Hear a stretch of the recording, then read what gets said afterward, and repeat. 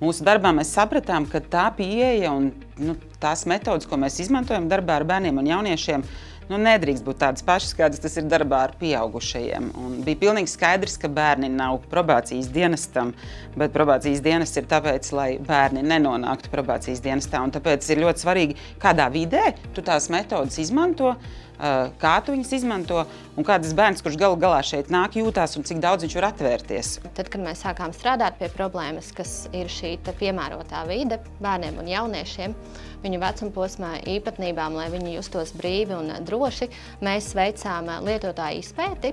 Tas nozīmē, ka mēs jautājām bērniem, jauniešiem, tā skaitā arī viņu vecākiem par to, kas tad ir tās vajadzības, ko viņi sagaida no dienas nākot šeit. Arī jautājām mūsu darbiniekiem, kas ir tās vajadzības, kas nepieciešams, kas strādā, kas nestrādā, kas ir tie sāpju punkti.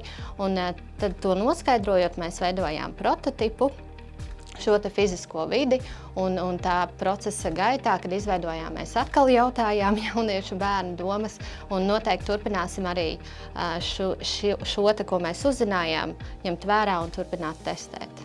Tas, kā es atbalstīju komandu, bija gan ar metodēm, tīri praktiski, dizaina domāšanas pieeja, dažādi rīki, gan tajā, kā izprast problēmu, kur, piemēram, ir metodē problēmas koks vai arī izaicinājuma definēšana, un tālāk arī, piemēram, ar ideju radīšanas metodēm, dažādām prāta vētras metodēm, tāpat arī dažādas metodas, kā balsot par kolēģu idejām, kā atlasīt potenciālākās idejas. Tur ir šī metode iespējas pret ieguvumiem, tāda veida grafiks, un vēlāk, protams, prototipēšanas metodas mēs izmēģinājām daudz ko, tā kā prototipējām dažādās izšķirtspējās, gan izmantojot LEGO, gan ātro prototipēšanu, un beigās, lūk, prototipējām arī vidē,